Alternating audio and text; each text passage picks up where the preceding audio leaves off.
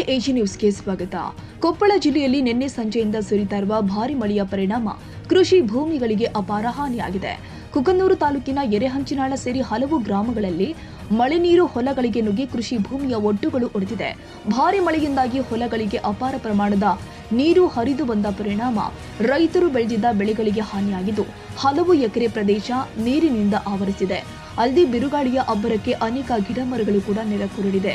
ಇದೀಗಲೂ ತಾಲೂಕಿನಲ್ಲಿ ಗಾಢವಾದ ಮೋಡ ಕವಿದ ವಾತಾವರಣ ನಿರ್ಮಾಣವಾಗಿದ್ದು ಮತ್ತೆ ಭಾರಿ ಮಳೆಯ ಮುನ್ಸೂಚನೆ ಇದೆ ಅಂತ ತಿಳಿದು ಬರ್ತಾ ಇದೆ. ಎರೆಹಂಚಿನಾಳ ಗ್ರಾಮದಲ್ಲಿ ಒಡ್ಡು ಒಡೆದು ಹಾನಿಗೊಳಗಾದ ರೈತರಿಗೆ ಸರ್ಕಾರ ತಕ್ಷಣ ಪರಿಹಾರ ಕೊಡಬೇಕು ಅಂತ ಗ್ರಾಮಸ್ಥರು ಆಗ್ರಹ ಮಾಡಿದ್ದಾರೆ. ಮಳೆ ಏನ್ ಜಗ್ಗೈತಿ, ಗಿಡ ವಾಲಿ ಮುರಿದು ಬಿದ್ದ ನೋಡ್ರಿ. ಕಡಿಮೆ ಆಡೋಕೆ ರೇಟ್ ಎಲ್ಲ ಹೆಚ್ಚಾಗೈತ್ರಿ. ಏನ್ ಮಾಡು, ಯಾವ್ದೋ ಡೀಸೆಲ್ ಹೆಚ್ಚಾಗೈತೇನು? ಡೀಸೆಲ್ ಪೆಟ್ರೋಲ್ ಕೂಡ ಇರ್ಯಾವ. Andappa Kolur, Koppal, AG news. ಕನ್ನಡಿಗರ ಮೆಚ್ಚಿನ ನಿಮ್ಮ ಎಜೆ 24/7 ನ್ಯೂಸ್ ಕನ್ನಡ ವಾಹಿನಿ ಇದೀಗ ಟಿವಿಯಲ್ಲಿ ಲಭ್ಯ. ವೇಳೆ ನೋಟಿಸ್ ಕೊಟ್ಟಿದ್ರೆ ವಾಪಸ್ ತಗೋತೀವಿ. ಇವತ್ತು ವಕ್ಫ್ ಪ್ರಾಪರ್ಟಿ ಅಂತೇಳಿ ಬರ್ತದೆ ಅಂತ ಹೇಳಿದ್ರೆ ರೈತರ ಬೀಜಕ್ಕೆ ಬದಲು ಏನ್ ಮಾಡ್ಬೇಕಾಗತ್ತೆ? ಯಾರು ವೋಟ್ ಹಾಕಲಿಲ್ಲ ಅಂದ್ರೆ ಗ್ಯಾರಂಟಿನೆಲ್ಲ ಸ್ಟಾಪ್ ಮಾಡ್ಬಿಡ್ತೀವಿ.